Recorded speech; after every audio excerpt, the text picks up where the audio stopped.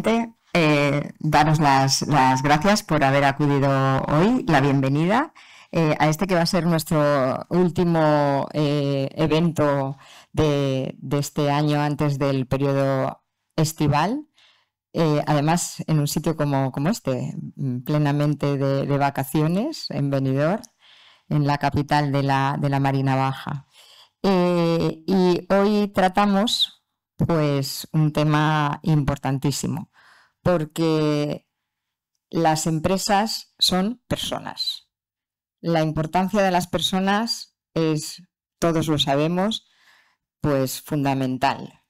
Y se dan diferentes circunstancias. El que la sociedad está evolucionando, con lo cual las inquietudes de las personas han variado. Antes pues se tomaba el tema del trabajo como algo, bueno, pues normal, y que uno aspiraba a tener un buen proyecto, a ser posible, pues durante toda su vida, ¿no? Eso ha cambiado mucho, sobre todo con las generaciones actuales, en donde tienen otras inquietudes, que a lo mejor de serie incluso vienen pensando en que quieren estar un tiempo y luego saltar a otro proyecto y a otro proyecto.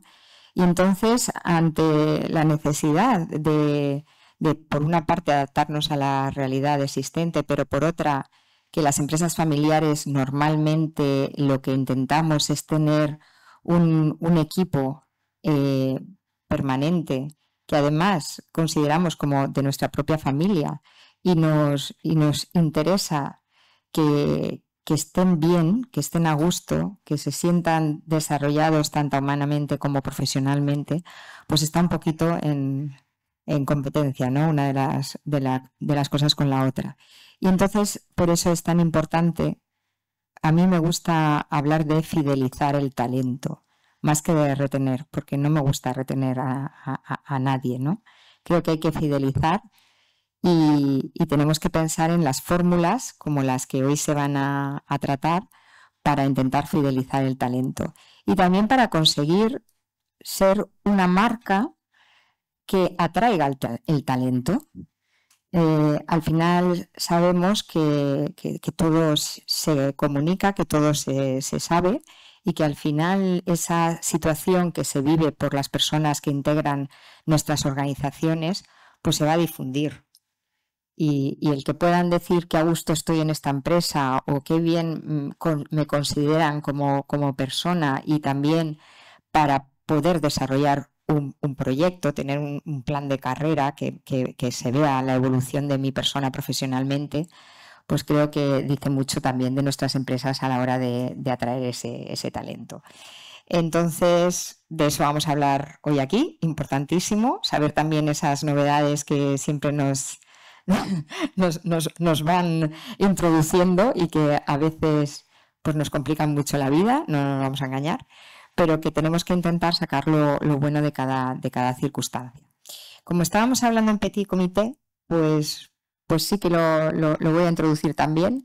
Estamos en un momento muy convulso en nuestro alrededor, ¿no? Creo que es algo que bueno, pues también tenemos que expresar esa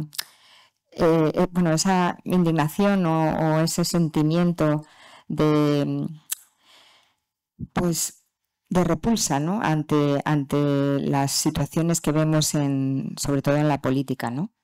Y creo que no son conscientes de que al final la empresa familiar es pues el verdadero motor económico y social de nuestro país.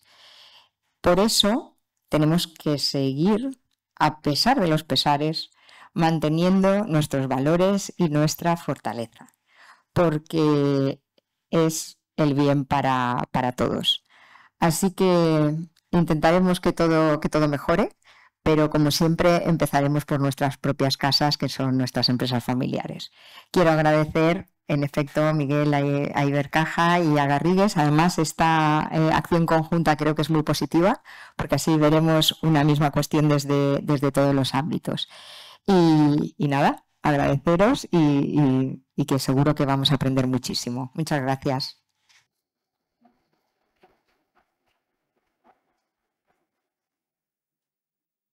Buenos días a todos. Gracias a EFA, gracias Maite y gracias Juanjo por la oportunidad que nos dais de organizar este evento junto a Garrigues. Un evento tan de actualidad como es fidelizar y captar talento.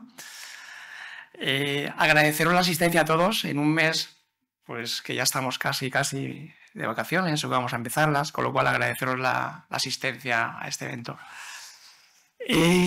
Cuando he recogido a Enric del aeropuerto, hablábamos de lo que es la importancia de los recursos humanos en el mundo de la empresa y sobre todo creo que más importante en la empresa familiar, ¿no? Es decir, la experiencia que se lleva el cliente de la empresa cuando va, es importante que el empleado, el que los recibe, el que los asesora, sea un empleado que esté contento en la empresa. Por eso es importante, pues eso, estas palancas que vamos a ver hoy en día de cómo fidelizar y cómo captar talento a través de, por ejemplo, el tema de planes de empleo que mis compañeros os van a presentar ahora, o Garrigues con la nueva normativa relativo al mercado laboral. Y es importante que ya te digo, que el trabajador se sienta partícipe e identificado con la empresa. Y yo creo que la empresa familiar todavía más. Es el plus que diferencia la empresa familiar del resto de empresas. Y segundo, también comentábamos el tema de planes de empleo, ¿no? Es una herramienta que tenéis ahí, que os vamos a dar y que vosotros podéis estudiar y ver si esa herramienta os puede servir para lo que dice Maite, ¿no? De fidelizar y de captar talento. Y nada más, espero que aprendamos todos mucho. Repito, gracias por venir y doy la palabra a los compañeros de Garrigues para que comiencen el evento. Muchas gracias.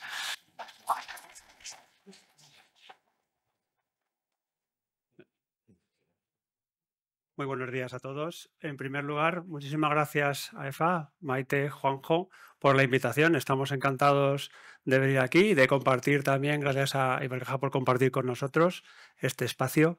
Y a todos los que habéis venido, que posiblemente se está mejor en la playa. A mí, ha dicho Maite que es una envidia, Juanjo, lo de la playa. A mí podéis invitarme cuando queráis a Benidorm, estoy encantado. Y aunque me da envidia la playa, luego yo iré, no hay problema, no hay problema. Bueno, pues bienvenidos todos. Bueno, creo que yo soy Abelino, socio del despacho Garrigues, llevo 25 años en esta familia. Para nosotros tenemos un despacho que tiene un apellido de familia.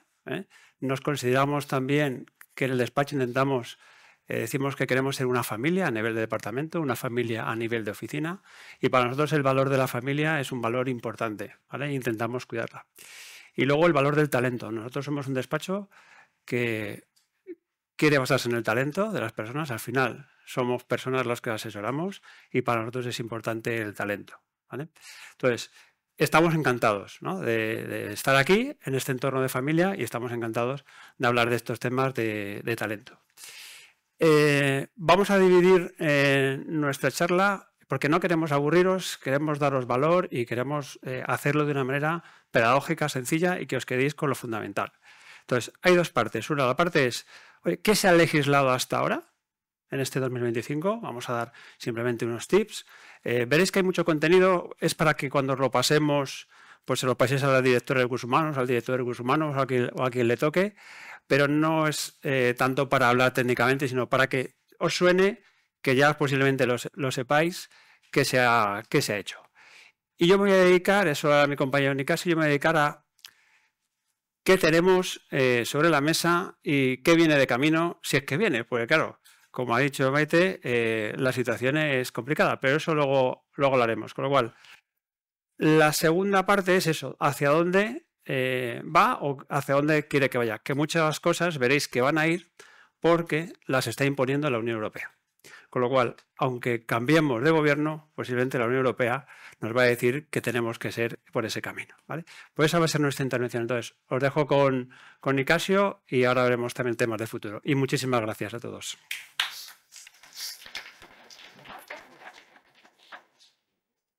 Bueno, muy buenos días a todos. Mi nombre es Nicasio Avellán y soy asociado senior del Departamento Laboral de Garrigues Alicante.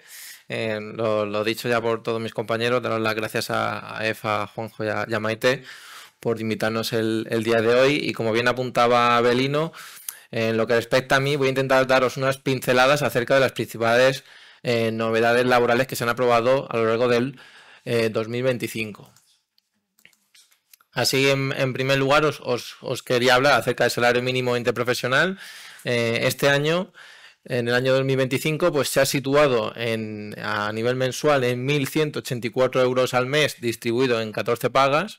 Y no sé si alguno de vosotros recuerda cuál era el salario mínimo interprofesional en el año 2015, es decir, hace 10 años. Pues eran 648 euros, por lo tanto vemos que este salario se ha duplicado prácticamente al cabo de 10 años. Esto obviamente pues tiene mucha repercusión para las empresas. ¿Y por qué motivo? Pues porque resulta obvio que incrementa el coste. Y es que pese a que muchas empresas no van conforme al salario mínimo interprofesional, sin duda alguna esto impulsa hacia arriba todos los convenios colectivos, todas las tablas salariales y en definitiva la retribución que finalmente perciben las personas trabajadoras. De hecho, aquí os poníamos una comparativa respecto a 2024 y vemos que ya se incrementan 50 euros mensuales y 700 euros a nivel anual.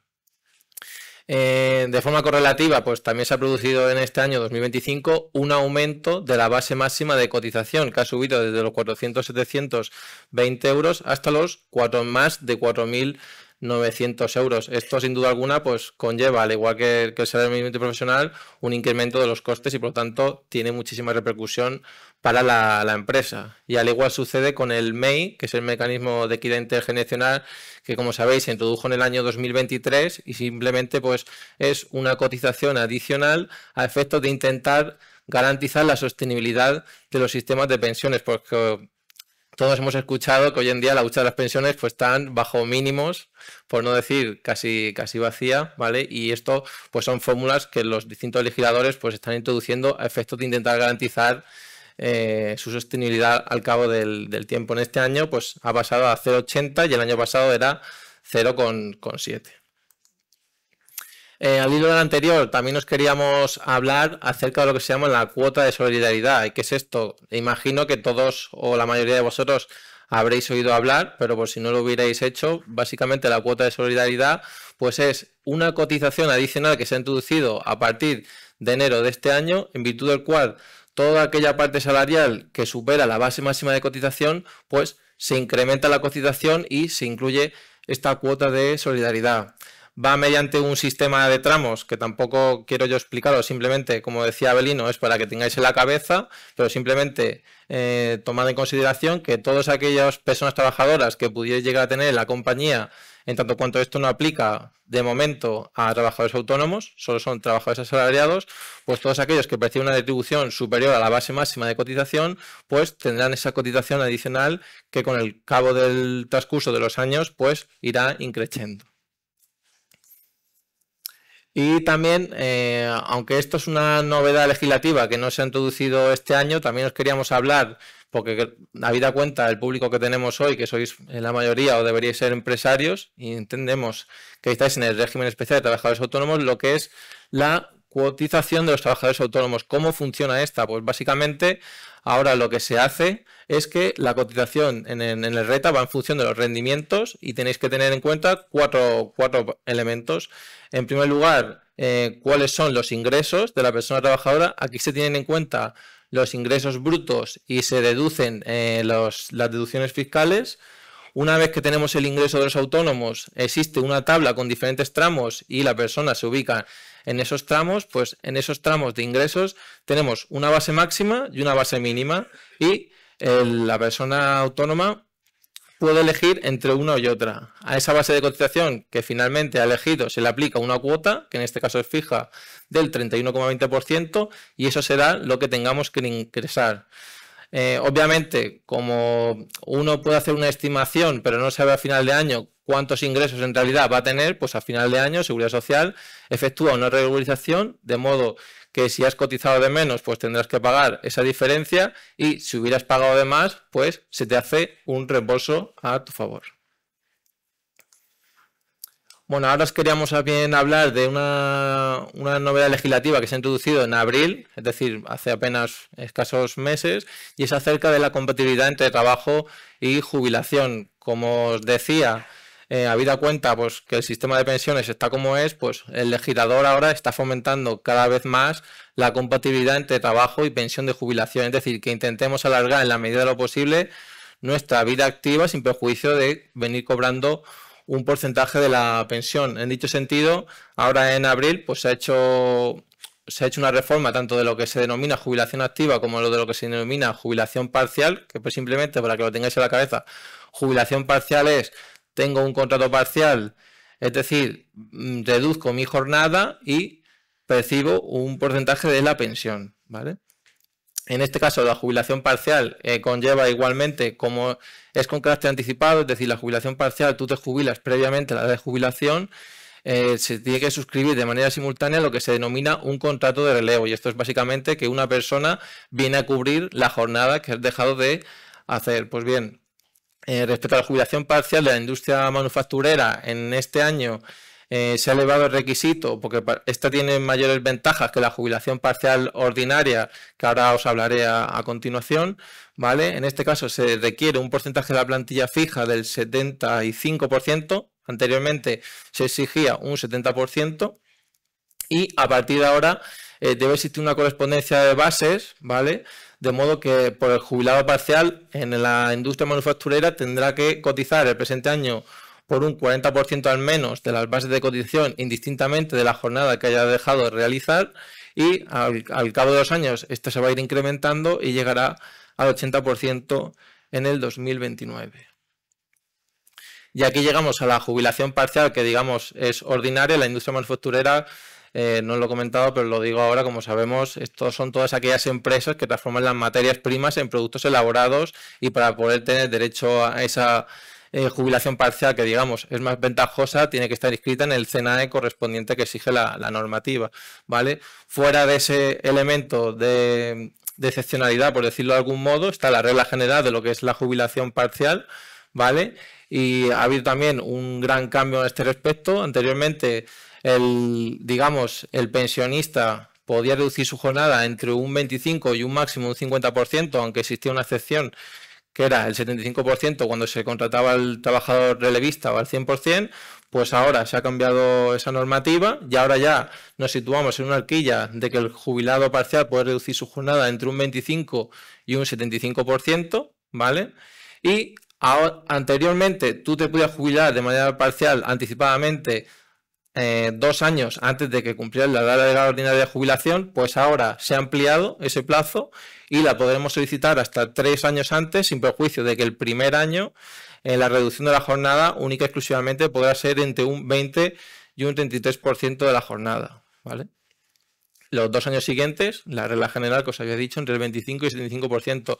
Y aquí una cuestión importante que también es una pregunta muy recurrente por parte de nuestros clientes. Muchas veces me preguntan, Nicasio, ¿pero qué sucede si en lugar de 3 años la anticipo 2 años y 3 meses? ¿Tengo que transcurrir un año entre esa horquilla, entre el 20 y 33%? Y luego me voy a la regla general, ¿o cómo sucede esto? Pues no, ahí el INS ya ha emitido un criterio al respecto, ¿vale?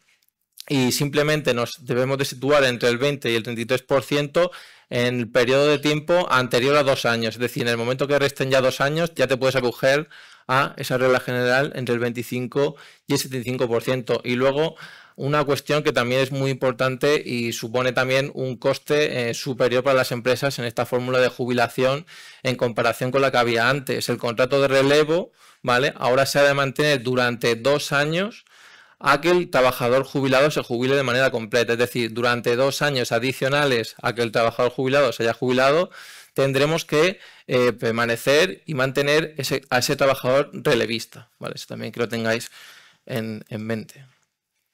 Con esto pasamos a lo que es la jubilación activa, ¿vale? La jubilación activa simplemente es la fórmula de jubilación en virtud de la cual una persona que cumple la edad legal ordinaria de jubilación alarga su vida laboral, ¿vale? Y se mantiene en activo. De ahí el propio nombre de jubilación activa. Esta también ha sufrido unas grandes reformas. Con anterioridad estaba pensada esta fórmula de jubilación única y exclusivamente para aquellas personas trabajadoras que tuvieran holgadas carreras de cotización. Es decir, era como un beneficio a aquellas personas que habían contribuido mucho, pues yo te doy el beneficio de que como tú tienes derecho al 100% de la pensión en su día, pues te doy la oportunidad de que tú puedas alargar tu vida de jubilación sin perjuicio de que te iban a pagar el 50% de la pensión. Es decir, tú mantenías tu empleo y cobrabas el 50% de la pensión. Pues bien, como un elemento para intentar, digamos, flexibilizar esta fórmula de jubilación y que sea más accesible para todo el personal español, ahora ese requisito del 100% de la pensión se ha eliminado, de modo que todo aquel que pueda tener derecho a la pensión de jubilación, que simplemente para que lo sepáis, con tener 15 años cotizados, ya se puede jubilar uno, siempre y cuando cumpla igualmente la edad que le corresponda a cada uno en función de la edad que se exijan en cada periodo. A partir de 2027 ya serán 65 años si se tienen cotizados 38 años y medio, o en su caso, si tienes cotizados 38 años y medio o más, 65 años, ¿vale? Pues todo aquel que lo cumpla espera un año y transcurrido un año ya puede acogerse a esta fórmula de jubilación. Y entonces os podéis preguntar, ¿qué porcentaje de pensión vamos a percibir nosotros? Pues dependerá del tiempo que espere cada uno en dicho sentido. Y aquí os ponía una tabla, ¿vale? En función de la demora en el acceso a la pensión, pues si es un año son 45% de la pensión de jubilación que tú vas a cobrar, indistintamente de los salarios que tengas, y luego ya 2, 3, 4, 5 años, pues dependerá de esto, cobrarás un porcentaje u otro, hasta un máximo, como veis, de 5 más años en la demora, que te corresponderá un 100%. Y luego también una salvedad respecto a los trabajadores autónomos, ¿vale? Estos van a poder compatibilizar también la pensión de jubilación activa con el mantenimiento de su trabajo, siendo que si se demora el acceso, en este caso será de 1 a 3 años, ¿vale? Y si se tiene contratado una persona trabajadora al menos durante 18 meses, es decir, con una antigüedad al menos 18 meses, o en su caso, de manera alternativa, contratar a alguien que no haya tenido un vínculo laboral con esta persona durante 2 años. Es decir, es una fórmula a la que puede acogerse tanto la persona trabajadora por cuenta ajena como el trabajador autónomo. A continuación os vamos a hablar acerca de la extinción de la incapacidad permanente total o absoluta. No sé si lo sabréis, pero hasta hace muy poco, en el momento que una persona de la empresa era declarada en situación de incapacidad permanente total, pues se extinguía de manera automática su contrato de trabajo, ¿vale? Pero esto vino el Tribunal de Justicia de la Unión Europea y dijo que no era conforme a la normativa de la Unión Europea porque podría resultar discriminatorio. Es decir, tú no puedes extinguir el contrato porque alguien se ha declarado en situación de incapacidad permanente, sino que en lo que nos dijo la Unión Europea, el Tribunal de Justicia de la Unión Europea es: oye, usted tendrá que mirar cuál es la situación concreta de esta persona, ver si se puede adoptar su puesto de trabajo o no en función de las limitaciones que le reconozca el facultativo médico correspondiente, y única y exclusivamente si no se puede adaptar su puesto de trabajo en realidad, o si eso le constituye una carga excesiva, podrá extinguir su contrato, ¿vale? Entonces, a la vista de que el Tribunal de Justicia de la Unión Europea pues nos dio, por decirlo de ese modo, este tirón de orejas, ¿vale? Ahora lo que se ha aprobado el 29 de abril es la ley 2/2025, en función de la cual pues se cambia esta normativa, se actualiza conforme a lo señalado por el Tribunal de Justicia de la Unión Europea, y ahora lo que tenemos que hacer en una situación en la que tengamos que una persona ha sido declarada en situación de incapacidad permanente total es, en primer lugar, ver si esta persona quiere o no mantener el empleo, para lo cual dispone de un plazo de 10 días, y en caso de que así lo quiera, pues analizar su situación y en su caso adoptar medidas para ajustar el puesto de trabajo, o en su defecto ver si no es posible, y si no es posible habrá que acreditarlo muy bien, ¿vale? Ahí sí que os invitamos a que habléis con vuestros asesores legales, incluso con vuestro departamento de recursos humanos, en coordinación con vuestro servicio de prevención ajeno, porque habrá que hacerse un estudio tanto del puesto de trabajo como de cualquier otro que pudiera ser susceptible de ocuparse por esta persona, a fin de acreditar o no, justificar si puede desempeñar otro o no, y en función de eso elaborar un informe y dar una contestación, para lo cual la empresa dispone de un plazo de 3 meses, ¿vale?, durante el cual la relación laboral pues se suspende. Aquí os lo poníamos de manera esquematizada, como ya os apuntamos.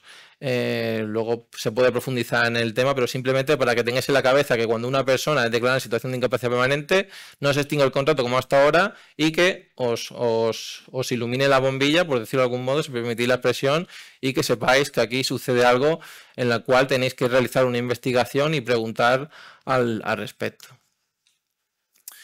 Ya terminando, os vamos a hablar de la ley de paridad, que ha introducido varias reformas. Os destacamos dos. La primera es que hubo un error a nivel de legislación, en virtud de la cual un supuesto que era de despido nulo, que como sabéis conlleva la readmisión con abonos de salario de tramitación, pues no se... Digamos que se dijo el tribunal para que no fuera nulo, cuando en realidad sí que lo era por un error normativo, pero esto ya se corrigió con esta ley. Entonces, simplemente para que también lo tengáis en la cabeza, en el momento que una persona ha solicitado un permiso, una solicitud de adaptación de jornada o cualquier supuesto similar, pues también que os suene y que sepáis que si queréis extinguir el contrato de trabajo de esa persona, pues que habrá que tener especial precaución para que luego no derive en una nulidad y estudiar si podría llevar o no a una nulidad automática, es decir, que no quepa improcedencia, porque aquí sí que tenéis que estar muy atentos, porque en el momento que no cabe improcedencia, o tenemos muy bien atado el despido y la causa que fundamenta la extinción del contrato de trabajo, o en caso de reclamación judicial por parte del trabajador, el juez lo va a declarar nulo, lo que conllevará la readmisión a vuestras compañías, y esto es algo que tenéis que tener muy en mente.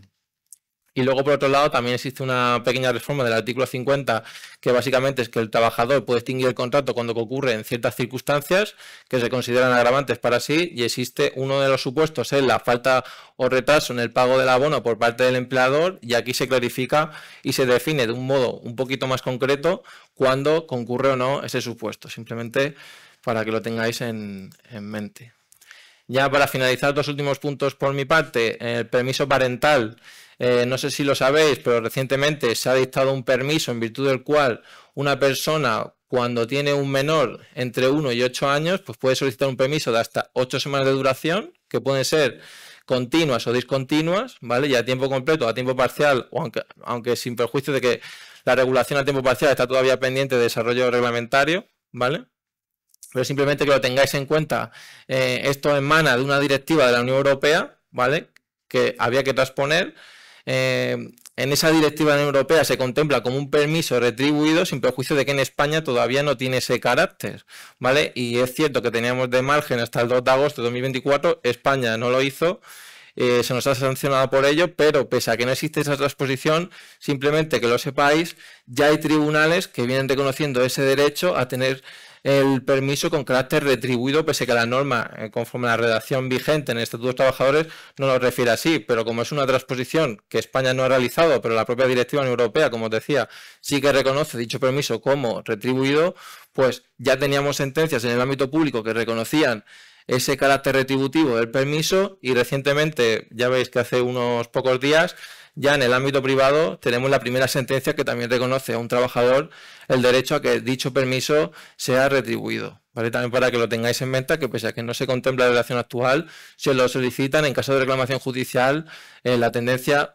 consideramos que pudiera llegar a ser a que se reconozca con carácter retribuido en la medida en que el origen, la directiva, así lo recoge. Y ya simplemente este es el último punto por mi parte. Os queríamos hablar, aunque ya es una novedad que surgió el año pasado, pero que está muy candente en el día de hoy, simplemente en materia de despido disciplinario, el Tribunal Supremo, en caso de despido disciplinario, que la norma no se recoge como tal, ahora exige que se siga un trámite de audiencia previa. ¿Y esto qué quiere decir? Pues simplemente que con carácter previo a imponer la sanción de despido, demos la oportunidad a la persona trabajadora de que formule alegaciones si es su derecho así lo estima, ¿vale? Entonces, simplemente para que lo tengáis en mente, no se puede ejecutar un despido disciplinario a fecha actual sin seguir previamente ese trámite de audiencia. Y aquí cabe preguntarse si puede ser oral, tiene que ser por escrito. Pues bien, como os decía, en la medida que es algo que viene exigiendo ahora de manera novedosa la jurisprudencia, pues no se sabe. En principio, si lo único que te dice la jurisprudencia es que tú le tienes que dar ese trámite de audiencia.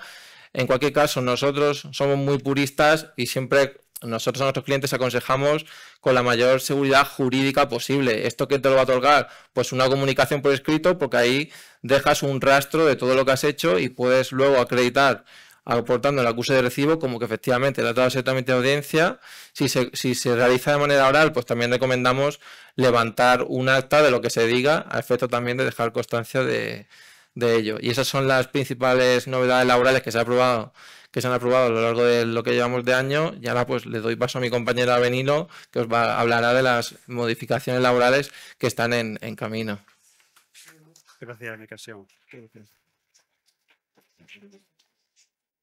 Decía Maite que no nos lo ponían fácil. Ese es un ejemplo, ¿no? Este es un ejemplo.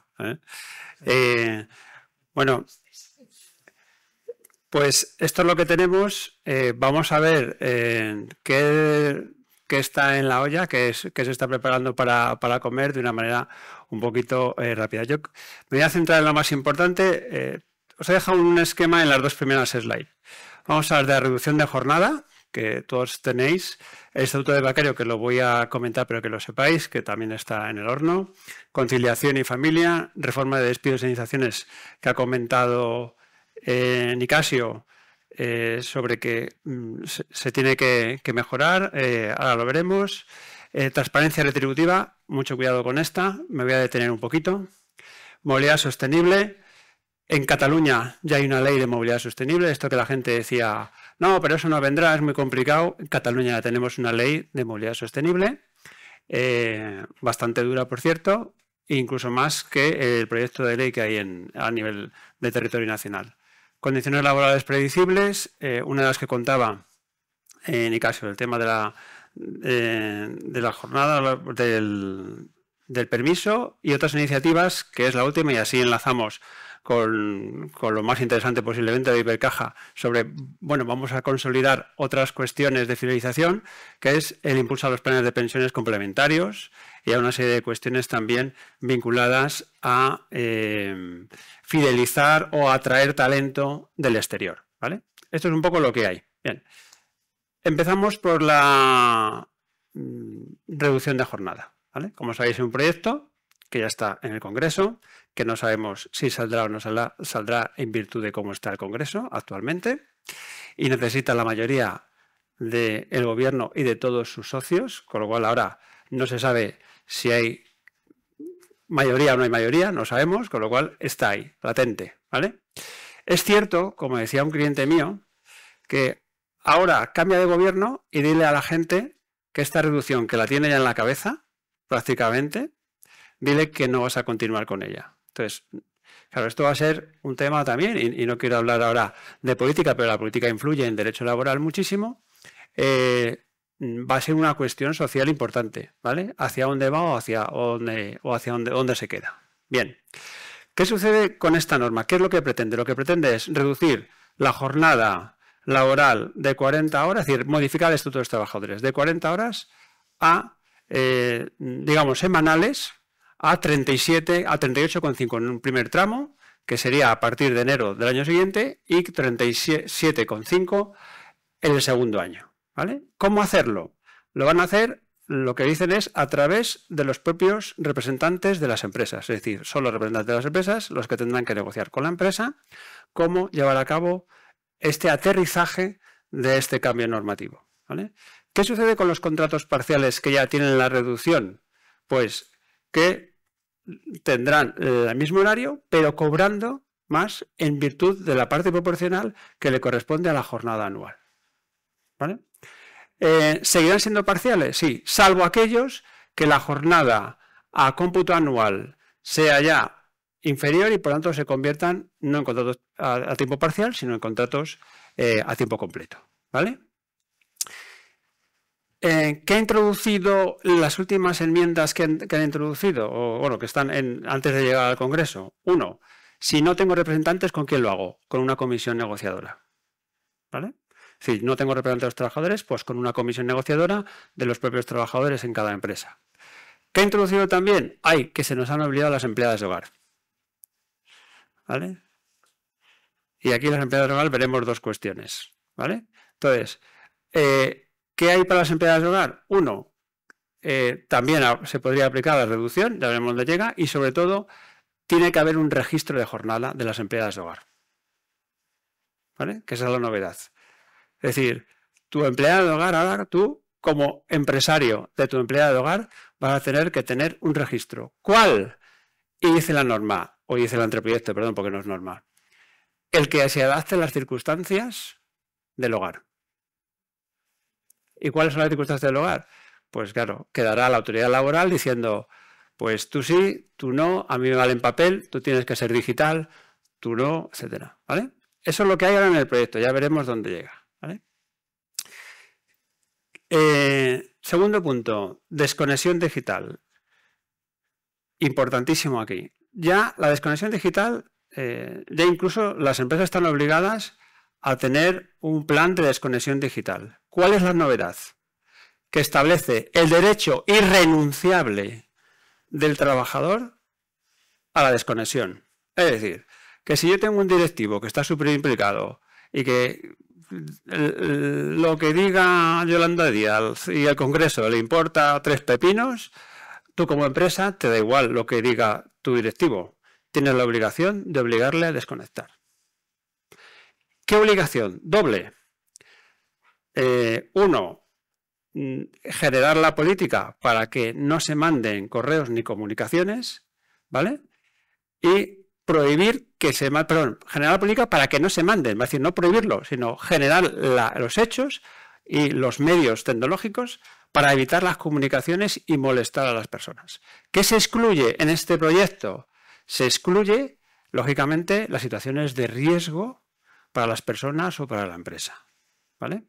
Devolvemos concepto jurídico determinado. ¿Qué se considera por riesgo? Pues ahí veremos. Un riesgo, oye, es que me van a multar, puede ser un riesgo para la empresa. Si no presento las nóminas hoy, voy a tener una sanción. Cosas así los vamos a ver en el día a día. Es decir, va a generar mucha polémica. Otra novedad, el registro. El registro, que ya es una obligación, tiene que ser digital, ¿vale? Tiene que tener acceso a la inspección, acceso remoto por parte de la inspección. Lógicamente la inspección, hablando con ellos, dice, ¿cómo voy a tener yo acceso remoto si no me dan acceso a las empresas? Lo pediré para que me den acceso remoto, pero me darán las claves, con lo cual en cuanto le deis las claves, cambiarlas, por favor, ¿eh?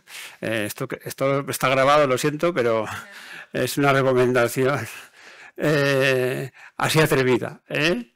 Aunque dice Juanjo que no digamos nada contra la inspección, no voy a decir nada contra la inspección, ¿eh? Pero cambiar las claves. Entonces, y luego tendrán acceso también los propios trabajadores a su registro. Tienen que tener acceso digital, ¿vale? Por lo tanto, esto es lo que está ahora mismo cociéndose, ¿eh? ¿Qué pasa? ¿Por qué digo revisión de políticas laborales a efectos? Mirad, ¿cómo está operando la inspección solamente ya con lo que hay ahora? Os digo lo que pasa. Y os digo un truquillo para que si no lo hacéis, mandar lógicamente un correo. Uno de los logaritmos que tiene la inspección para saber a quién le inspecciona por temas de registros es aquellas empresas que no hayan cotizado en el último año ninguna hora extraordinaria. Ese es el logaritmo que tienen, uno de ellos, ¿vale? ¿Por qué? Porque posiblemente sea personal, que digo yo, white, no blue, es decir, no personal de planta, que ahí las horas extraordinarias normalmente se hacen, se pagan y se controlan un montón, pero en personal, digamos, de oficinas, vamos a llamarlo así, simplificándolo mucho, disculparme, posiblemente esta cultura no sea tan exquisita, ¿vale? Entonces, la inspección ahora está yendo hacia ese área. ¿Y qué considera? Te coge el registro y te dice inicio y final y pausas.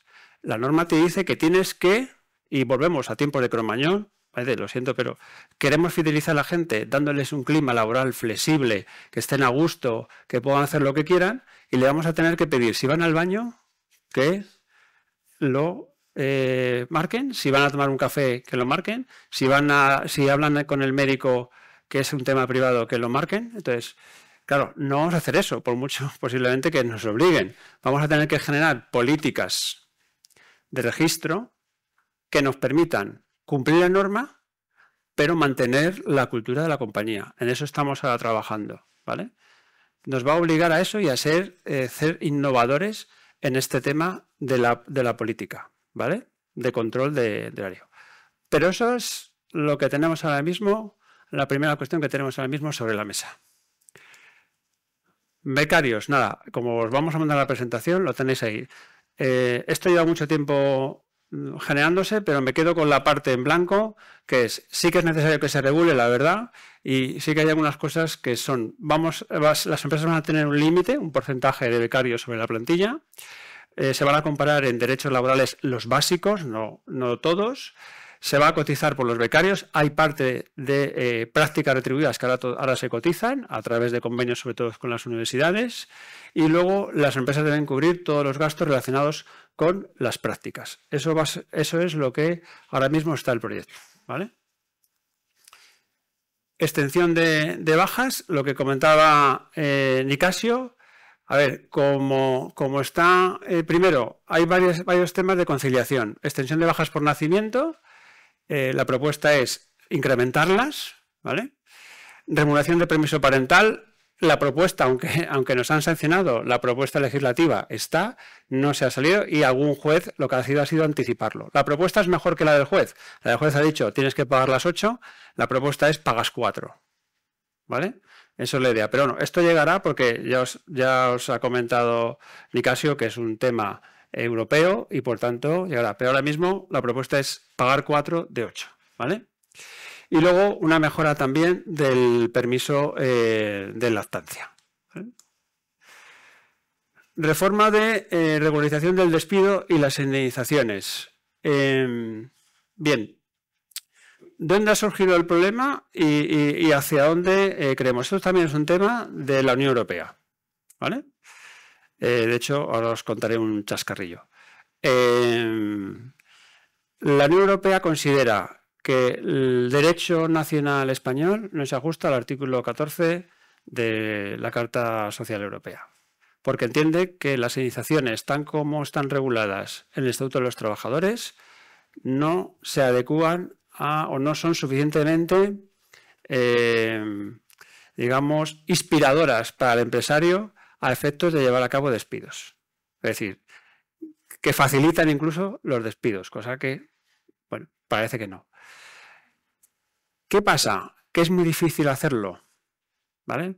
¿Por qué? Porque esa Carta Europea de Derechos Sociales te dice que la indemnización no puede ser igual, con lo cual 33 días es proporcional, pero es verdad que no atiende a la singularidad de cada una de las extinciones, ¿vale? Entonces, ¿por qué es difícil? Porque según esa carta, posiblemente despedir a una persona cercana a la jubilación deberías abonarle menos indemnización que a un joven. Claro, porque si yo despido a una persona con 64 años, en 1 o 2 o 3 años va a obtener una jubilación. ¿Qué daño le estoy causando? Mientras lo que estamos viendo ahora, que aquellas personas que se van a jubilar tienen 30 y pico años de antigüedad y sus indemnizaciones son muchísimo más altas, ¿vale? Entonces, no es un tema sencillo de regular, ¿vale? De hecho, ha salido, pues creo que hace una semana, ya un dictamen, ¿de acuerdo?, que tiene un voto particular de Carmen, una profesora de la Universidad de Valencia, en el tema, y todo esto, digamos, ha derivado de que una denuncia de UGT y de comisiones obreras sobre el sistema de indemnizaciones español, ¿vale?, que no cuadraba con la Carta Social Europea, ¿vale? Claro, ahora tendremos que ir y la propuesta será un sistema individualizado de indemnización, pero variable en virtud de la antigüedad y de las circunstancias de cada trabajador. Entonces, no será fácil y yo creo que esto tardará, pero la Unión Europea estará detrás para que esto se regule. ¿Qué va a ser mejor o peor? Pues va a depender de cómo se regule. Por tanto, dependerá del gobierno que tengamos y del ministerio que tengamos de trabajo para saber cómo se va a regular y en qué sentido se va a regular, ¿vale? Lo mismo es hablar de lo mismo, ¿vale? Bueno, hay una cuestión importante que además también ahora mismo está en el proyecto, que es fomentar la reincorporación, es decir, que haya más causas, por decirlo así, no de nulidad, sino de reincorporación del trabajador a su puesto de trabajo. ¿Vale? No te hablan de nulidad, que es por vulneración de derechos fundamentales, sino que el derecho, es decir, cuando tú despides a una persona, si no es nulo puede ser improcedente, y el derecho de reincorporación, ¿de quién es? De la empresa, que decide entre la indemnización y la reincorporación. Ahora se están planteando que en determinadas circunstancias ese derecho, que por ejemplo ya lo tienen los delegados de personal, los representantes de los trabajadores, se amplíe a colectivos, a determinados colectivos. ¿Vale? Transparencia retributiva. Mirad, transparencia retributiva ya lo tenéis por planes de igualdad, auditorías retributivas, etcétera. Bien. La directiva de transparencia retributiva va un poquito más allá. Yo solo me voy a quedar con dos datos. Uno, más transparencia en la retribución de todo el personal. Incluso, creo que lo pongo por ahí, no sé, porque lo quise resumir demasiado, incluso a un candidato le tenéis que decir su puesto de trabajo, cuál es la horquilla más baja y más alta de su puesto de trabajo. Es decir, vas a llegar a un candidato y le vas a tener que decir, este puesto tiene esta horquilla mínima y tiene esta horquilla, el que más cobra en tu puesto de trabajo es este. Esto es lo que dice, es decir, es delicado, ¿vale? Y segundo punto, es decir, más información, por tanto, y segundo punto, más participación de la gente que quiere muchísimo a las empresas, que es los sindicatos, y sobre todo a los representantes de los trabajadores. Mayor participación. ¿Vale? Nosotros tenemos un equipo especializado en temas de igualdad, planes de igualdad, auditorías retributivas, etcétera, que se están formando muchísimo en esta directiva y están generando mecanismos y se están adelantando, nos estamos adelantando para asesoraros, porque es un tema delicado. Si hay algo delicado en la familia, es la caja, muchas veces, y el dinero, ¿vale? Pues imaginaros, si hay algo delicado entre los empleados y tal, es el salario. ¿Qué pagas? ¿Por qué le pagas a este más? Ya no hablamos de discriminación, sino de agravios comparativos. Entonces, fijaros lo que puede ocurrir en el mundo de los recursos humanos, que además los queremos fidelizar, cuando van a tener acceso directo o indirecto, a través de representantes, a una información de transparencia retributiva que nos va a obligar. Y esto sí que viene y esto va a venir para quedarse. Bueno, y luego otra directiva que esta vez no es de transparencia retributiva, sino de condiciones laborales transparentes, que está muy enfocada sobre todo a los contratos a tiempo parcial. ¿Vale? La modificación de horarios del contrato a tiempo parcial, las horas complementarias, más transparencia, eliminación de los periodos de prueba que sean superiores, porque el convenio colectivo, hay convenios colectivos que te permiten ampliar el periodo de prueba, que sean superiores al convenio colectivo, se van a querer prohibirlo. Y luego las cláusulas de exclusividad van a tener también que limitarlas, que más limitadas que están, yo no sé dónde vamos a llegar, porque yo te pongo una cláusula de exclusividad y te pago, pero si tú no quieres la exclusividad, te dejo de pagar. Es el trabajador el que tiene, entonces no sabemos por dónde quieren ir. Pero aquí hay una modificación del Estatuto de los Trabajadores diciendo simplemente, de momento está diciendo que hay que limitar a través de los convenios colectivos la exclusividad para que los trabajadores, sobre todo a tiempo parcial, por eso lo hacía de tiempo parcial, puedan buscar otras oportunidades laborales. ¿Vale?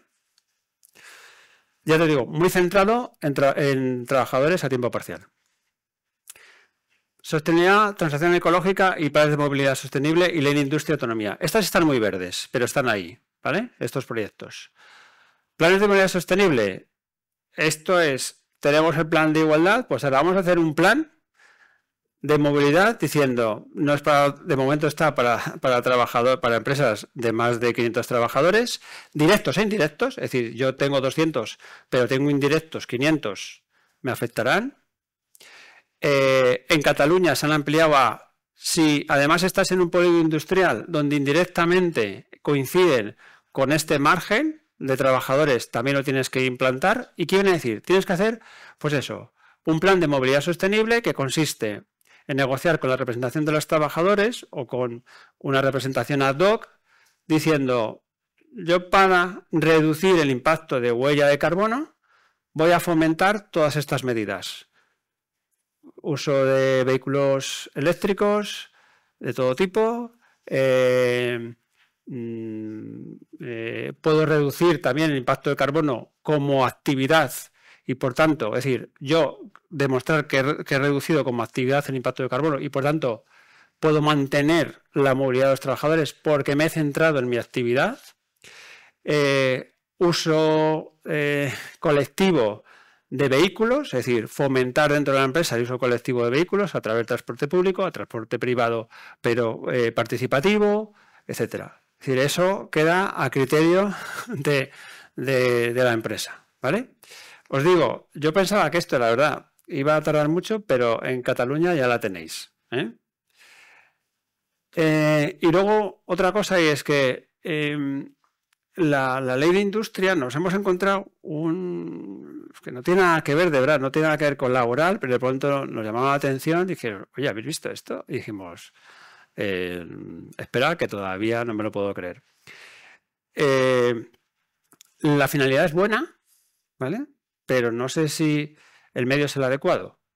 Porque digo que la finalidad es buena. Lo que viene a decir la norma es, oye, en aquellas empresas que vayan a hacer una reestructuración que suponga un impacto de empleo importante en la comarca o en la zona o en la ciudad, ¿vale? Tienes que comunicar a las autoridades laborales, a los representantes de los trabajadores, que vas a hacer esa reestructuración con 9 meses de antelación. Primero me gustaría que mis clientes me dijesen con 9 meses de antelación que van a hacer una reestructuración, ¿vale? Lo primero soy yo en pedirlo, ¿eh? ¿Vale? Esto es como el sindicalista que hablo mucho con él. Digo, uy, los 37, digo, oye, ¿lo de las 37 horas qué? Y me dice, ya me gustaría que les hiciesen en el sindicato las 37 horas y media, ya me gustaría que las hiciesen allí, ¿no? Pues esto es igual, a mí ya me gustaría que se supiese con tanta antelación. ¿Qué están pensando? Están pensando... Pues voy a poner el nombre aquí, en un Ford, están pensando en empresas que pueden tener un impacto importante. Pero claro, vamos a ver cómo lo dicen, porque como bajen mucho el listón de empresa o de exigencia, nos van a complicar la vida. ¿Por qué digo que no van a complicar la vida? Porque hemos tenido expediente de regulación donde un sindicato como el CGT, que no es muy amistoso, ha denunciado por no cumplir determinados requisitos formales y pedir la nulidad de la reestructuración por incumplimiento de requisitos formales. Esto sería un requisito formal que no se cumpliría, ¿vale? Posiblemente, en caso de no hacerlo, ¿vale? Entonces, bueno, pues eso es un poco... y ya para terminar y unir con la ponencia de los compañeros, bueno, pues que también hay y creo que es mejor que expliquen ellos lo que hay y lo que puede haber, que es el impulso a las pensiones complementarias al régimen de autónomos. ¿Vale? Entonces, se está impulsando, es verdad, ir a un sistema, ahora mismo el sistema español y sobre todo el sistema que digo yo de cuando deje de ganar dinero de la empresa, de mi sueldo, me lo tiene que sostener el sistema público y qué capacidad de sustitución, cuál es el nivel de sustitución, en determinados países como España, más latinos, pues es muy alto, otros más nórdicos, continentales, es muy bajo, en el nuestro todavía es muy alto. Y lo que se intenta fomentar posiblemente es que vayamos a un sistema más mixto donde haya mucho apoyo de empresa privada y de planes de pensiones externos, ¿vale? Y luego vinculado a inversiones sostenibles, etcétera. Pero bueno, eso, quedaros con esto, que sí que se quiere fomentar esta vía de impulso a pensiones complementarias. Y luego, por último, el tema de autónomos. Simplemente lo que decía Nicasio, de que como ha cambiado el sistema de cotización, lo que quieren es reglamentar muy bien todos los problemas que ha habido con las regularizaciones de los ingresos netos, brutos, y etcétera. Está en marcha un reglamento para resolver todas esas dudas de lo que ha pasado durante esta experiencia, ¿vale? Y esto es lo que os comentaba. Y luego, contratación del talento internacional, pues lo que quieren es que si traes talento internacional, quieren fijar un salario mínimo en virtud del sector o en virtud de los puestos de trabajo para poder atraer talento y que eso se publica a nivel mundial y que se sepa que en España, si se quiere venir, habrá un salario mínimo para esos puestos. ¿Vale? Eso nos obligará, lógicamente, a ir a esa tabla y si queremos traer talento, que muchas veces de la India, de Estados Unidos, que también están viniendo, etcétera, pues tendremos que ver cuál es el salario mínimo que tendremos que pagar para cumplirlo. ¿Vale?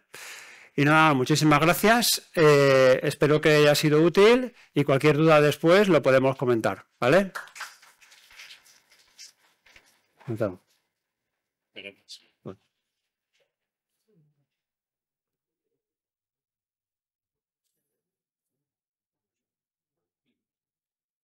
Bueno, pues nos sumamos a los agradecimientos a EFA, a los asistentes, sobre todo por el tiempo que habéis dedicado en venir aquí y el interés, porque, como bien decían los compañeros de Garrigues, las empresas tenéis un montón de cosas que hacer. Y ahora esto que os vamos a contar, pues otra cosa más que se puede hacer. Vamos a intentar verlo desde un punto de vista creativo, incluso vamos a intentar reírnos, porque puede ser algo muy positivo, tanto para vosotros como para vuestros empleados, ¿no? Entonces vamos sin más a explicaros el origen. A nosotros nos gusta explicar de dónde viene todo esto, cuál es el sistema de previsión social que tenemos en España y por qué ahora se habla más de planes de pensiones a raíz de esta ley de impulso que comentaban nuestros compañeros, ¿no? Si vemos datos, bueno, no creo que lo veáis, pero ya os lo cuento yo. Si vemos datos del Instituto Nacional de Estadística, en España actualmente somos 48 millones de personas, con un 12,7% de población ya extranjera, porque de alguna forma la entrada ordenada de gente que venga a trabajar, bienvenidos y agradecidos, porque hace falta mano de obra y bien lo sabéis vosotros que tendréis muchas empresas del sector servicios. Y el sector servicios es en lo que nos hemos convertido, ¿no? Porque de 3,2 millones de empresas, 2 millones de empresas son del sector servicios. ¿Por qué el país se ha convertido en el balneario de Europa? Y bueno, aquí yo creo que bien lo sabéis que hay algo de gente de fuera, ¿no? que vienen a visitarnos, porque tenemos muchas cosas buenas, o sea, tenemos prácticamente todo bueno en España. Tenemos buena alimentación, buen clima, buena gente, buenas tradiciones, buena cultura, y por eso somos el país de la Unión Europea con más esperanza de vida. A lo mejor por eso viene tanta gente. Oye, me han dicho que en España se vive más, pues vámonos todos para allá, ¿no? Entonces, ¿qué pasa? Que eso hace que de alguna forma el tejido empresarial gire hacia eso. En lugar de fabricar más, lo que voy a hacer es intentar acoger y dar servicio a toda esa gente que viene fuera buscando todo eso bueno que tenemos, ¿no? Eso a su vez hace de alguna forma que haya más rotación en las empresas, porque el sector servicios también es muy estacional y hace que haya mucha rotación. El que entre gente de fuera que también tiene más capacidad adquisitiva también hace que suba el precio de la vivienda.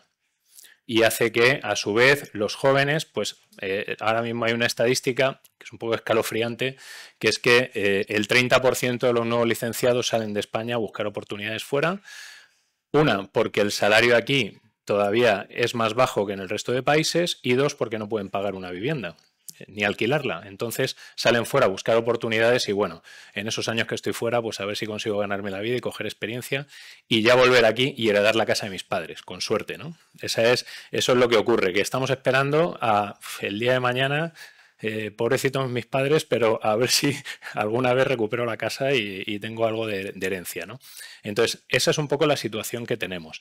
Nos gusta vivir muy bien. Vemos aquí que el gasto medio por familia son 34.000 euros, el ingreso medio y el gasto medio casi 32.000. Es decir, que nos gusta vivir, nos gusta fundirnos casi todo lo que ganamos. Entonces, eso de alguna forma hace que la edad de primera maternidad ya está en casi 33 años. Nada que ver con nuestros padres que tenían a los hijos, bueno, más jovencitos, y eso pues daba pie a que luego, aparte que tampoco tenían tantas cargas, no tenían tantas financiaciones, tenían unos ingresos que para la época también estaban muy bien y permitía tener 2, 3, 4 hijos y haber más cotizantes, ¿no?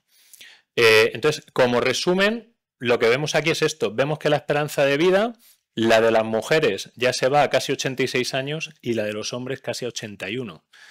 Los nombres más repetidos que no se ve, que lo pone ahí, son Lucía y Martín, que no tiene nada que ver con lo que vamos a ver ahora, pero es un dato que nos regala el INE para las cenas con los amigos, que puede quedar muy bien.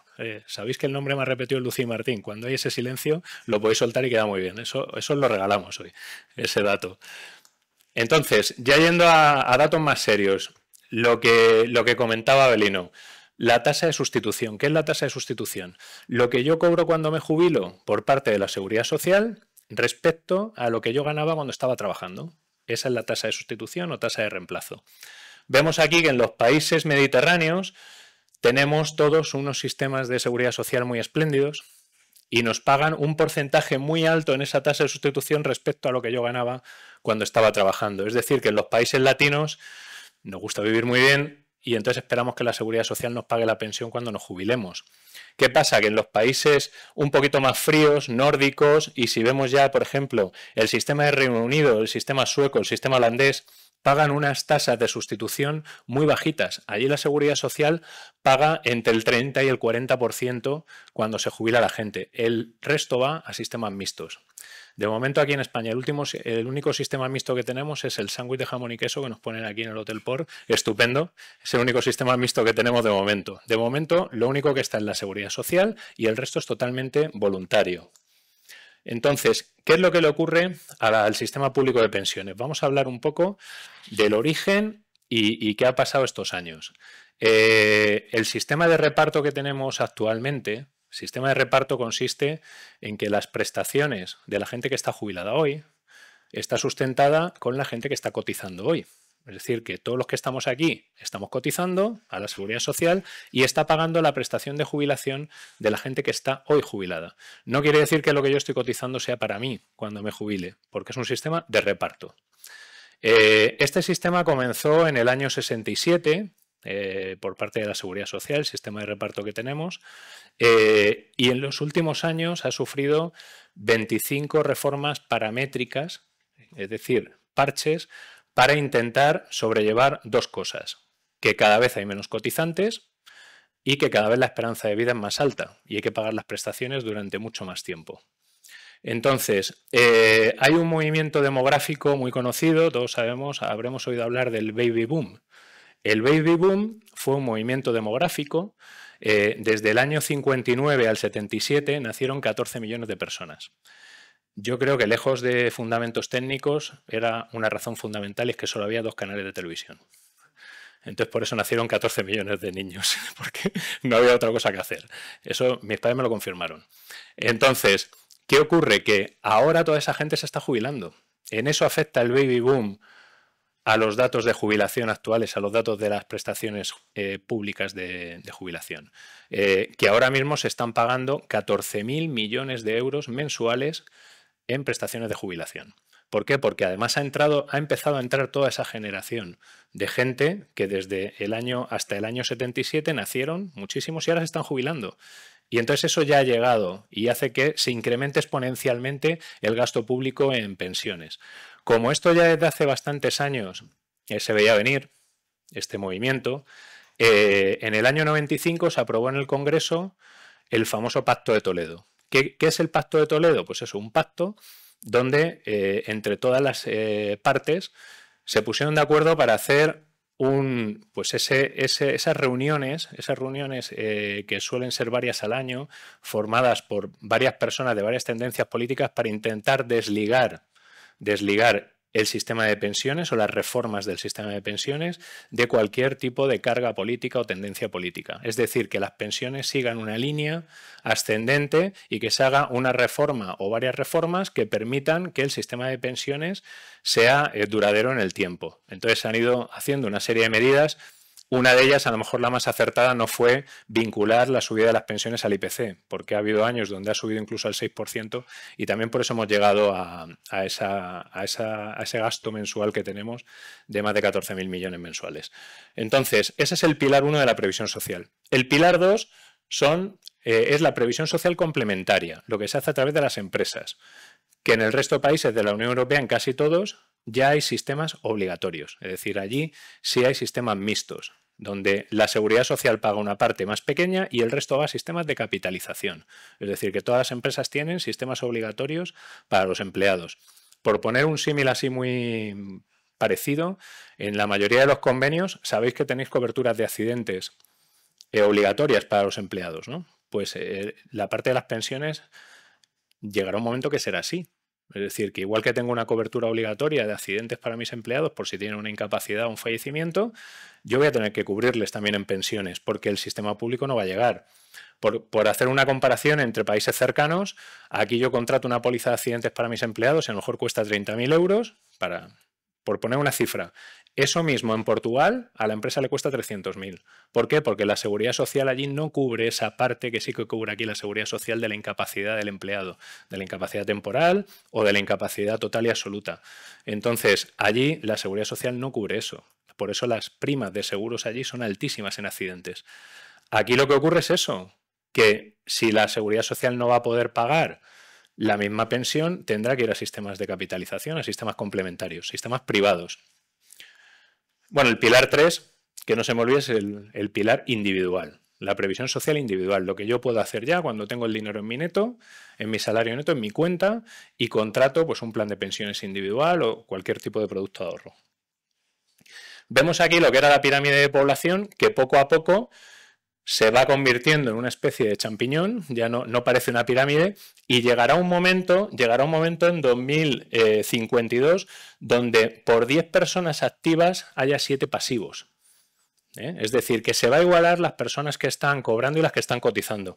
Aquí si vemos un mapa, en 20 provincias hay menos de 2 cotizantes por pensionista. O sea, ya estamos llegando a ese momento donde se está igualando la gente que está cotizando, es decir, los que estamos aquí ahora mismo, con la gente que está cobrando prestación de jubilación. Si luego nos fijamos en los salarios más altos, vemos que en la barra azul, evidentemente, si la máxima prestación de jubilación hoy son 45.746, todo el que gana más de eso, pues evidentemente tiene una descobertura de cara a jubilación. Además, la máxima prestación de jubilación llegará a un momento que irá bajando, esa tasa de sustitución, y la barra azul se incrementará. O sea que cada vez va a haber más diferencia entre lo que yo gano y lo que empiezo a cobrar cuando me jubile. Entonces, esas personas que tienen salarios más altos, a lo mejor dentro de las empresas también les tenemos que fidelizar un poco más y también porque tienen una carga impositiva muy alta. ¿Por qué? Porque ya sabéis que a nivel estatal el tipo marginal en IRPF está en el 45%. Hay algunas comunidades, como por ejemplo ocurre aquí, que incluso está el 47%. Es decir, que las personas que tienen salarios por encima de 60.000 además tienen una carga impositiva muy alta y si les ayudamos a, de alguna forma, aligerar esa carga fiscal, pues mucho mejor y muy agradecidos, ¿no? La situación que tenemos actualmente es que solamente el 10% de los empleados en España tienen planes de pensiones de empleo. Y de alguna forma, por lo que comentábamos de la ley de impulso a los planes de pensiones que se puso en marcha en 2022, para intentar seguir esas directrices del Pacto de Toledo, es decir, intentar hacer una especie de reforma estructural, una de las medidas fundamentales es que en 2030, de cara a la Unión Europea, se nos exige que tengamos el 50% de las empresas con planes de pensiones de empleo. 50% de los empleados. Actualmente solamente tenemos el 10%.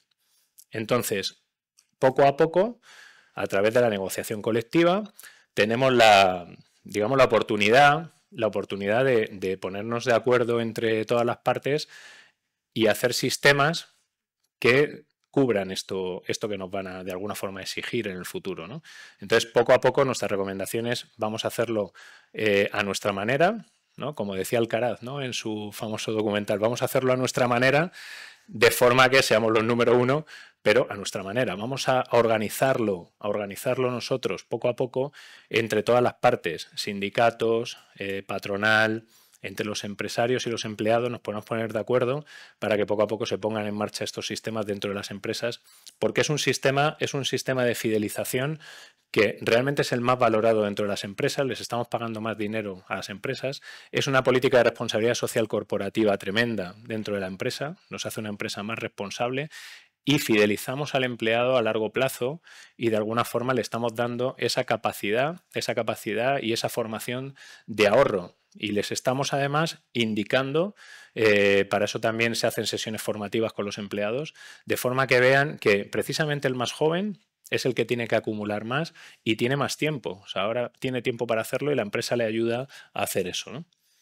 Entonces, a partir de aquí se han puesto en marcha varios sistemas de planes simplificados a raíz de esa ley de impulso, que son los sectoriales, los de sector público, autónomos y cooperativas. Y aquí el mapa de planes de pensiones que teníamos antes teníamos planes de promoción conjunta y planes de promoción única para las grandes empresas, y se ha puesto en marcha una batería de planes nuevos, que ahí ya voy a dejar a Enrique que os siga comentando los tipos de planes que hay. Simplemente hacer mención a que la piedra angular de la ley de impulso son los planes sectoriales. Poco a poco en los convenios se irá introduciendo medidas de planes obligatorios. En la construcción ya fue el primero, en las empresas de construcción. No sé si aquí algunos sois empresa de construcción. Creo que sí, ¿verdad? Y entonces habéis tenido que hacer un plan obligatorio que en ese momento se hizo con una gestora determinada porque así se pactó porque cuando se abrió esto, en la ley no estaba habilitado que un plan sectorial se pudiera hacer con varias gestoras. Entonces ahí, concretamente Caixa o Vida Caixa, estuvieron hábiles, lo negociaron con patronal, sindicatos y se hizo así, aunque llegará un momento que también se abrirá para que otras gestoras puedan participar en eso. Pero en el resto de planes sectoriales, como por ejemplo el metal, que es el que está más avanzado a nivel nacional para poner en marcha un plan sectorial, poco a poco se irán implantando dentro de los convenios estos. Evidentemente, esto no es lo más urgente dentro de los convenios porque hay muchas otras cosas que negociar, ¿no? Pero en las mesas de negociación ya se va hablando de los planes sectoriales y será la piedra angular de esa ley de impulso. Entonces, poco a poco iréis viendo estos avances. Y aquí ya dejo a Enrique que os vaya comentando el tipo de planes, el tipo de sistemas que tenéis disponible dentro de las empresas para poder dar cobertura a los empleados. Así que... Bueno, muchas gracias, José Miguel. La verdad es que con los cambios normativos y la información laboral que nos han facilitado Nicasio y su compañero, ostras, ser empresario a día de hoy cada día es más difícil. De hecho, comentábamos con la presidenta que una empresa familiar continúe con los años, se vaya reinventando y vaya aguantando pues todos los cambios normativos, pues es algo complicado. Y nosotros ahora os venimos a hablar de planes de empleo. Hablamos de intentar incentivar a las plantillas y sobre todo cuidar a nuestro personal. Y obviamente sois empresarios y el empresario lo asocia a un mayor coste, ¿vale? Nosotros desde la gestora de Ibercaja,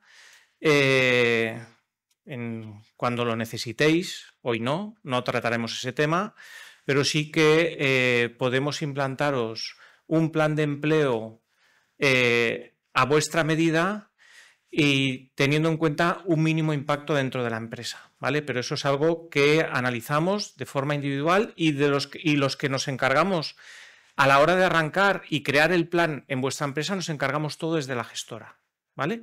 No os damos mayor carga. No quiero que os vayáis ahora para vuestras casas y penséis otra cosa más que tengo que hacer, otra cosa más que tengo que pensar de qué manera hacerla. Desde la gestora intentamos empezar y acabar, incluyendo las negociaciones con los empleados y explicándoselo a los empleados, ¿vale? Intentamos dejar al empresario, obviamente es el principal a la hora de implantarlo, pero nosotros nos encargamos de dar la formación a todos los empleados, ¿vale? ¿Y qué son los planes de pensiones de empleo? Pues un plan de pensión de empleo no deja de ser otra cosa que una parte del salario ahorrarlo para nuestra jubilación. Pero el promotor de que eso ocurra es la empresa, ¿vale? Es la empresa la que promueve el plan dentro de la empresa para que sus empleados tengan un futuro, ¿vale? ¿Quién lo puede contratar? Pues bueno, ya hemos visto que en este caso estamos hablando de la empresa familiar, pues los empresarios, ¿eh? Es cierto pues que, como bien decía José Miguel hace un momento, pues un plan de empleo puede ser desde un sectorial y que ya venga en cascada y de forma obligatoria, las administraciones públicas, pero en este caso trataremos lo que es la empresa como tal, ¿vale? Los beneficiarios, pues todos los empleados que tengan una relación laboral. Incluso los propietarios también podrán formar parte con una limitación de las aportaciones siempre y cuando tengan una relación laboral en la empresa. Y tanto pueden hacer las aportaciones los empresarios como los trabajadores. En muchos casos, cuando estás reunido con sindicatos, siempre intentan atacar, y yo en eso soy muy crítico, pues que todas las mejoras y todas las subidas salariales tienen que pagarlas a los empresarios, obviamente, pero ya cuando incluyes los planes de pensiones de empleo, pues también quieren que sean pagados por los empresarios. Yo no creo mucho en ese sistema, aunque es así, como normalmente salen los planes de pensiones de empleo, sino que yo creo que debería de ser una contribución tanto del empresario como del empleado. Y eso lo trabajamos mucho, porque al final, ¿qué sentido tiene arrancar un plan de pensiones de empleo si los mismos empleados no creen en él? Al final, yo siempre hablo de empatía, ¿no? Yo soy un empleado, pues no sé qué tal empático soy yo con mi yo del futuro. A medida que voy cumpliendo años, pues seguramente me aprieta más el zapato para hacer los deberes el día de mañana, pero ahora que tengo 25 años, pues la verdad es que yo no voy a ser nunca mayor, ¿vale? Que tú no tienes 25 años. Bueno. Las ventajas a nivel de empresa son claras. Hace un momento hablábamos de la huella de carbono y las empresas están muy concienciadas. Nosotros, por ejemplo, en Ibercaja, pues la parte de las inversiones sostenibles y huella de carbono cero y demás lo tenemos muy integrado. Pero las políticas de recursos humanos en la parte de planes de pensiones de empleo ayudan mucho a tener un mayor... los empleados se sienten muchísimo más acogidos, se sienten con un colchón que ya no solo es la empresa me contrata, sino que la empresa me contrata y encima está pensando en mi futuro. O estamos hablando de algo que es mi futuro. Nosotros, por ejemplo, que venimos de una caja de ahorros convertido en banco, pues de los principales beneficios que se trataban cuando trabajabas en una caja de ahorros era tenéis beneficios sociales y principalmente era el de tener un plan de pensiones de empleo. Obviamente, en José Miguel habla que las familias pues entran 34.500 euros al año y nos gastamos 32.000 euros. Es igual, si entran 50 saldrán 49.500, porque con nuestra mentalidad latina que tenemos, todo lo que entra se gasta o buscamos una excusa para gastarlo. Entonces, no estamos nunca pensando en nuestro futuro y si la empresa pues lo promueve, pues al final, quieras o no, yo a día de hoy, y lo digo en primera persona, tengo un ahorro que no hubiera tenido de ninguna manera. Porque al final llevo 23 años en el banco y han pasado de todo, me ha pasado de todo. Pero también he querido comprarme un coche, irme de vacaciones, se me ha roto la lavadora, siempre hay algo, siempre pasa algo. En cambio yo ya tengo claro que una parte de mi sueldo, que ya no cuento con ella a día de hoy, va para un ahorro futuro. También es muy importante tener en cuenta que cuando hablas de esto, la gente tiene miedo, ¿no? Yo no puedo destinar 20 euros o 30 euros a ahorrar cada mes, ¿no? En cambio, sí puedo tener un iPhone o puedo tener dedicar en tonterías porque no tienes ese hábito o no se le crea ese hábito. Y al final esto es un poco de intentar implantar esa cultura financiera a los mismos empleados, ¿vale? Eso sí, ayudada y colaborada por parte de la empresa. También es cierto que el implantar el plan de empleo tiene una serie de incentivos fiscales dentro de la empresa que lo veremos un poquito más para adelante, tanto de seguridad social como un impuesto de sociedades, ¿vale?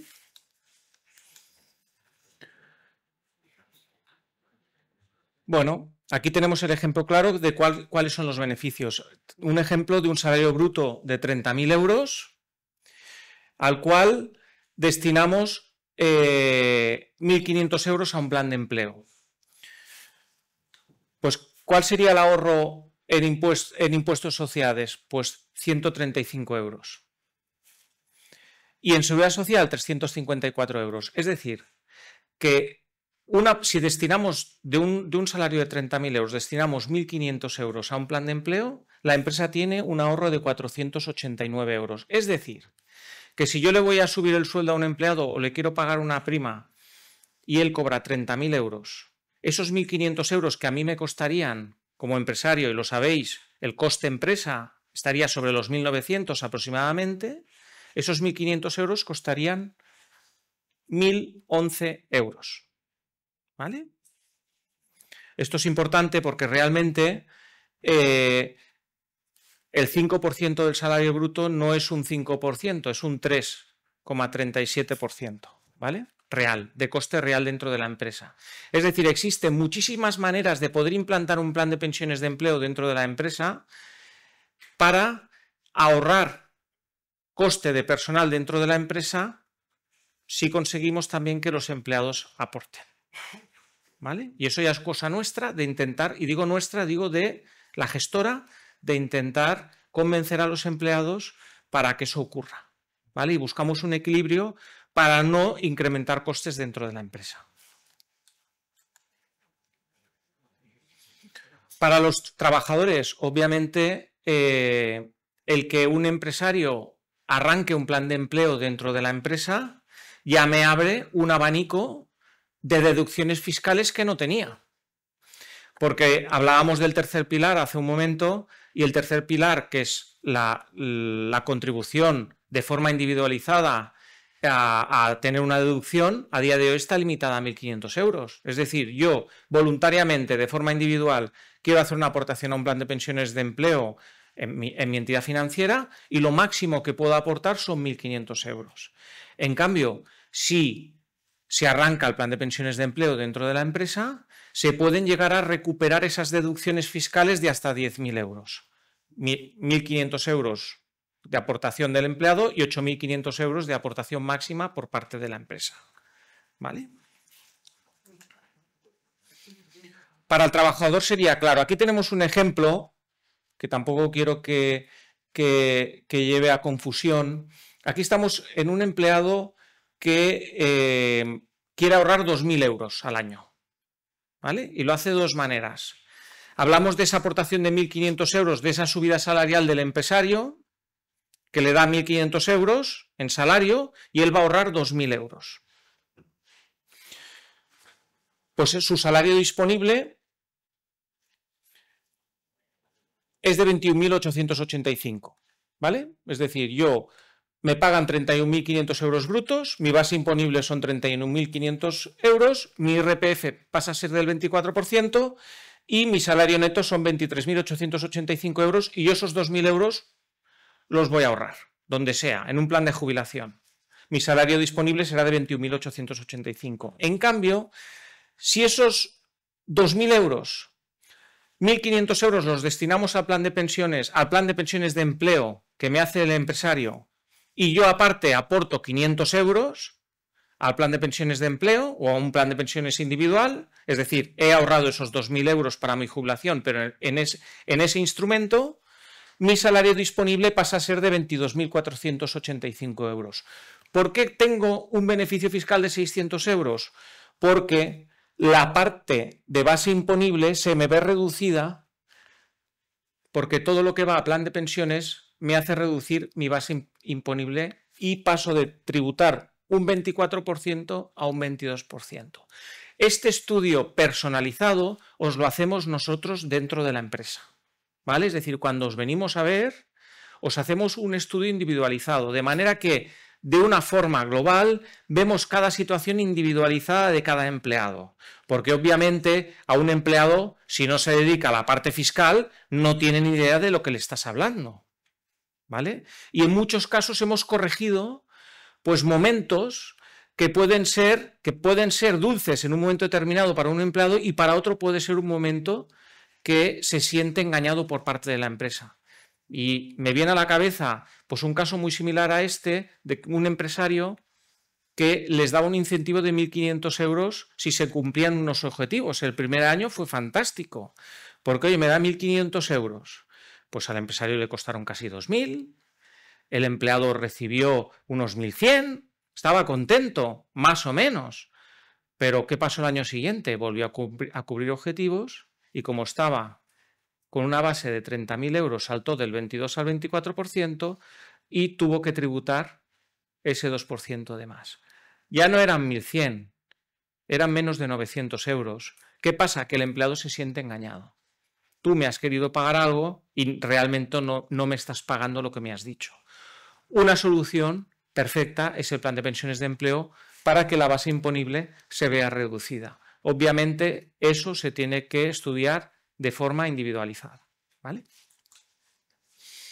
Y como os decíamos, no todo el mundo dentro de la empresa es necesario que se le haga la misma aportación. Se pueden discriminar pues, por antigüedad, por puesto de trabajo, se pueden hacer aportaciones, como os decíamos, si tú aportas, yo te aporto en esta proporción. Es decir, se pueden hacer una serie de juegos dentro de la empresa para incentivar que se apunten, y los que no se apunten, pues tienen todo su derecho de no apuntarse, ¿vale? Porque hablábamos hace un momento de los convenios colectivos, ejemplo, la construcción. Pues claro, en el momento de que un convenio sectorial te obliga a tener un plan de pensiones de empleo, tú ya no eres promotor de tu propio plan y tú ya no puedes decidir cómo hacer las aportaciones, ni montar tu propio reglamento dentro de la empresa. Tendrás que comerte lo que te ha dicho el convenio colectivo. De manera que algo que puede ser bueno, que puede ser motivador por parte de forma voluntaria a tus trabajadores, que no deja de ser un beneficio para ellos y tú estás pensando en ellos, aunque yo ya sé que muchas veces estáis pensando en que si coge la baja se la tengo que pagar, o si me coge no sé qué y no sé cuántos, al final todos son beneficios para ellos. Se puede arrancar un plan de pensiones de empleo para que sea un momento dulce para todo el mundo, ¿vale? Y sobre todo, voluntario. El que no quiera que no se apunte. Si mañana me obliga el convenio colectivo, yo ya tengo hecho el mío con mi reglamento. No tendré que estar en el que se haya firmado en el convenio. Prevalecerá el que yo he hecho antes. ¿Vale? Y esto es muy importante. Si yo soy una empresa constructora que no tenía plan de empleo, pues lo siento mucho, tienes que acogerte al del convenio y tú no puedes crear el tuyo propio. ¿Vale? Las limitaciones de aportaciones ya hemos hablado de ellas. Como bien os decía, hacemos estudios personalizados, pero no solo a la empresa, también se lo hacemos al empleado. Antes os decía que desde la gestora empezamos primero explicando a la dirección de la empresa o al departamento de recursos humanos cómo podemos implantar un plan con el menor impacto y, por otro lado, después cuando hablamos con el empleado y le hacemos la formación, le explicamos que si dedica parte de ese dinero de su nómina a un plan de empleo, cuál es su impacto real y qué le supone y qué ahorro le supondrá. ¿Vale? Es decir, oye, pues si yo ahorro 66 euros durante 25 años, me supondrá un ahorro de 50.000 euros dentro de 25 años, más o menos. ¿Vale? Un poco para que ellos vean, oye, pues oye, esto no está nada mal. Obviamente esos 66 euros son brutos, pero que es íntegro, va al plan. Porque sabéis que la parte que se destina a plan de empleo no tributa. Seguramente 66 euros a un empleado que cobre unos 30.000 euros le supondrá en su nómina que líquido cobre unos 39 euros menos, aproximadamente. ¿Vale? Pero está ahorrando 66 euros. Como en la propuesta de plan de empleo para crearla dentro de la empresa os la hacemos a medida, esto ya lo he dicho. Normalmente, pues una empresa pequeña y gracias a la ley de impulso de planes de empleo, pues ha simplificado el poder arrancar un plan de pensiones dentro de vuestra empresa, simplificando todos los pasos y se encarga la gestora absolutamente de todo, es decir, contratar un plan de empleo es tan sencillo en una empresa que no tenga más de 100 empleados, pues es súper sencillo, no necesita una comisión gestora y nos encargamos todos nosotros.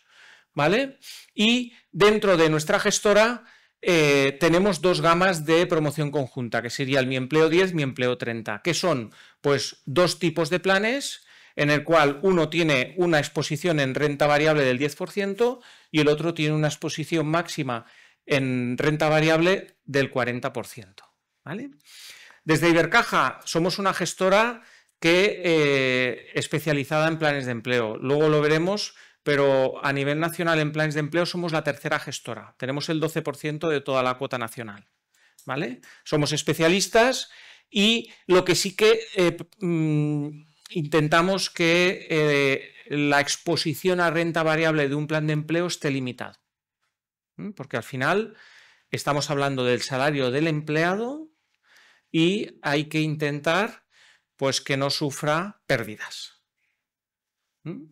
Si me preguntáis, luego veremos un poco de rentabilidades, en los 25 años que tenemos planes de empleo y en el 2020 la renta fija dio rentabilidades negativas, solo tuvimos 2 meses con rentabilidad negativa, pero al cabo del año dimos rentabilidad positiva. ¿Vale? También, obviamente, a una empresa, estaríamos hablando aquí de una empresa ya de más de 1000 empleados, pues se le puede hacer un plan propio, gestionamos planes propios, ¿vale? Pero tienen un coste que tiene que tener un cierto volumen, ya no solo de empleados, sino de patrimonio, pues para que salga rentable crear un plan propio a la propia empresa, ¿vale?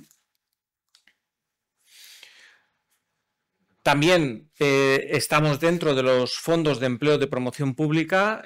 Cuando se lanzó la ley de impulso de planes de empleo, pues se licitó a las gestoras que podían licitar los planes de promoción pública y Ibercaja es una de ellas. Hay 5 entidades en total y nosotros somos una de ellas.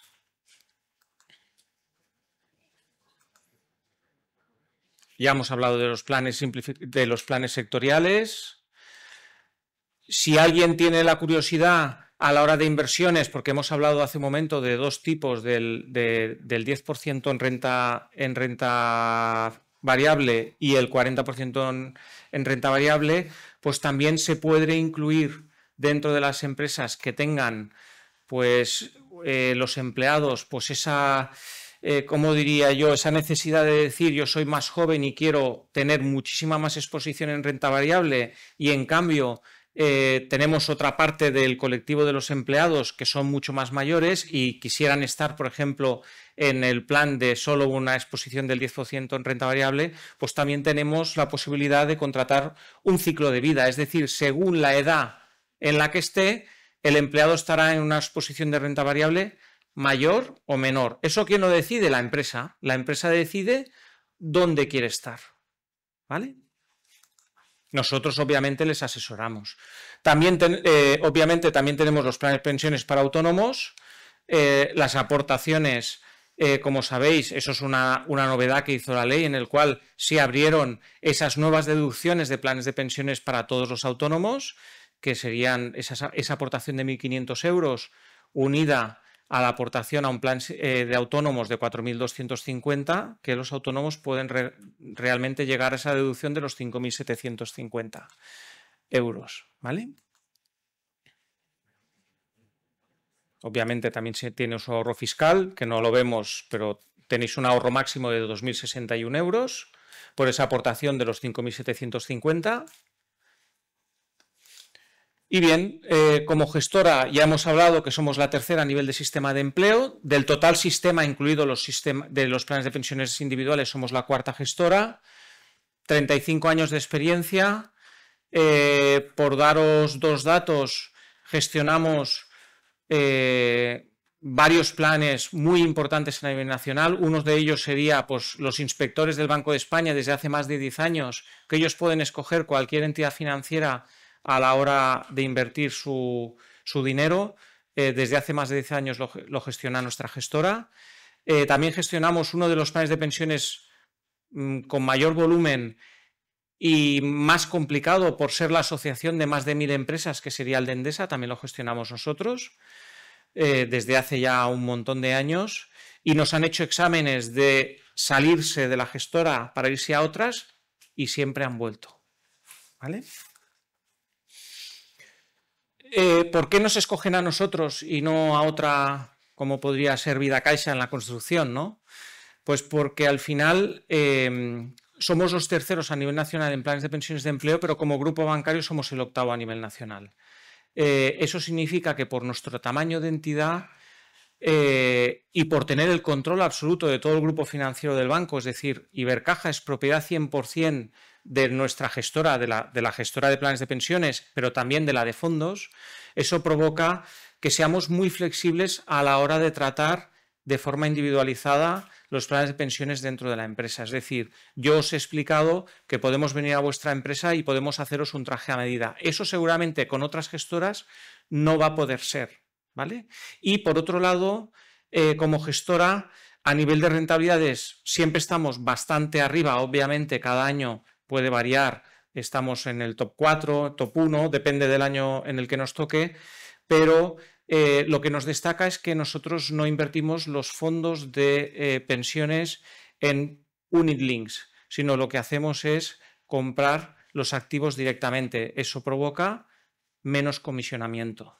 Si tú inviertes a través de unit links, estás cobrando 2 veces comisiones a los partícipes de ese fondo. En cambio, nosotros compramos directamente los activos y aparte eso te provoca una mayor agilidad en el mercado, es decir, entrar y salir en un unit link son más días que comprar los activos directamente, ¿vale? Pues bien, en el 2023 estábamos en el top 1 en rentabilidad. Este año, dentro de los top 25 de planes de empleo, pues tenemos el orgullo de decir que Ibercaja, nuestra gestora, tiene 4 planes de pensiones dentro de los más rentables a nivel nacional, ¿vale? Y de los 5 primeros más rentables, pues 2 también están gestionados por nuestra gestora, ¿vale? Recibimos premios. Este año, pues José Miguel tuvo el privilegio de ir a recoger, ¿no? José Miguel, los reconocimientos de este año de premios de expansión y demás.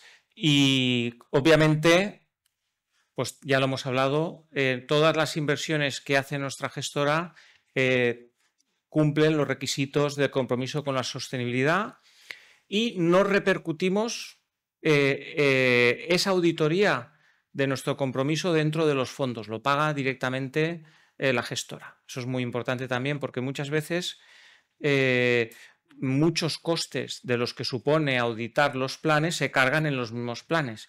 Y yo creo que es remarcable decir que la entidad muchas veces no repercute dentro de sus fondos pues estas cosas como puede ser el compromiso con la sostenibilidad dentro de nuestros planes de pensiones de empleo.